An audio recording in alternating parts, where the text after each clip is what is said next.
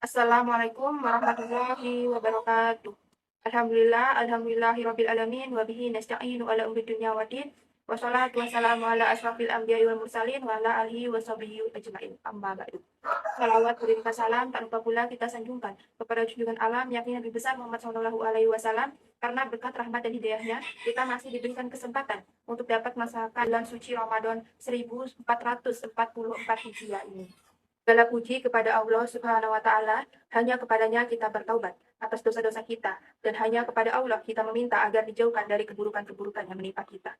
Beribu-ribu syukur kepada Allah Subhanahu wa Ta'ala karena rahmatnya, niat-niat baik kita sekalian terlaksana. Berapa banyak keinginan baik kita yang tidak terlaksana, berapa banyak impian yang kita ukir dalam benak kita tapi tidak bisa kita capai. Maka kebaikan yang kita dapatkan saat ini murni karena Allah Subhanahu wa Ta'ala.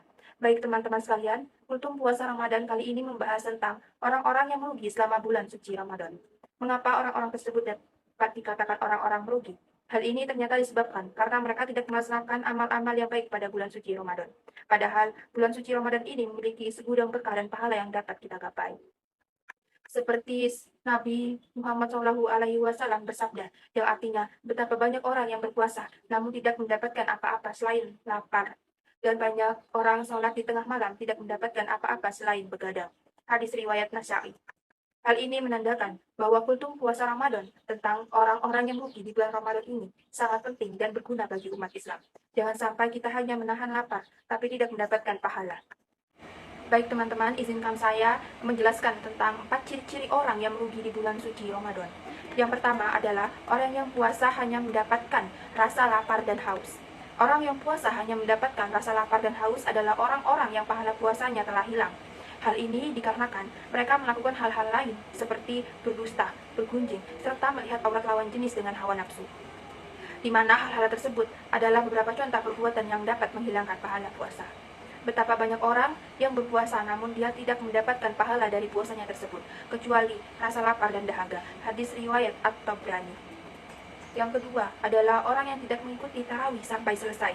Sering sekali kita melihat ada orang yang sudah keluar sebelum sholat tarawih selesai.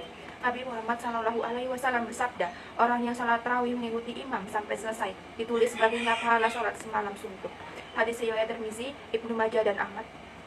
Dengan sabda Rasulullah Shallallahu alaihi wasallam tersebut, tentunya akan sangat merugi bagi siapa saja yang meninggalkan sholat tarawih sebelum selesai. Yang ketiga adalah orang yang jarang membaca Al-Quran di bulan suci Ramadan. Nabi Muhammad Shallallahu alaihi wasallam bersabda, barang siapa yang membaca satu huruf dari Al-Quran, maka baginya satu kebaikan, dan satu kebaikan itu dilipat gandakan dengan 10 pahala. Aku tidak mengatakan alif lam mim adalah satu huruf, akan tetapi alif satu huruf, lam satu huruf, dan mim satu huruf. Hadis riwayat Tirmizi. Dari sabda Rasulullah Shallallahu alaihi wasallam tersebut, kita bisa melihat betapa besarnya pahala yang kita dapatkan bila membaca Al-Quran saat bulan suci Ramadan.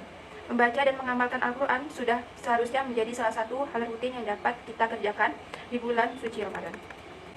Yang keempat adalah orang yang tidak menjaga sholat. Sholat adalah tiang agama. Jadi sholat adalah amalan terpenting bagi seorang umat Islam. Tentunya tidak hanya di bulan Ramadan saja. Kita diwajibkan untuk sholat, tapi setiap hari dengan tidak terkecuali. Sesungguhnya pertama kali yang dihisab dari segenap amalan seorang hamba di hari kiamat kelak adalah sholatnya. Bila sholatnya baik, maka beruntunglah ia. Dan bila mana sholatnya rusak, sungguh kerugian menimpanya. Hadis riwayat Tirmizi. Meninggalkan sholat wajib sama saja dengan puasa atau menahan rasa haus dan lapar yang kita kerjakan menjadi sia-sia. Maka dari itu, sholat adalah amalan terpenting yang harus kamu lakukan setiap harinya. Baik teman-teman, itulah kultum puasa singkat tentang orang-orang yang merugi di bulan puasa. Semoga kita tidak termasuk ke dalam bagian orang yang merugi tersebut dan senantiasa menjadi pribadi yang menjaga amal ibadahnya. Baik teman-teman, itulah kultum puasa singkat tentang orang-orang yang merugi di bulan suci Ramadan. Semoga kita tidak termasuk ke dalam bagian orang-orang yang merugi tersebut dan senantiasa menjadi pribadi yang menjaga amal ibadahnya. Mungkin cukup sekian kultum yang bisa saya sampaikan. Semoga dapat bermanfaat bagi kita semua. Assalamualaikum warahmatullahi wabarakatuh.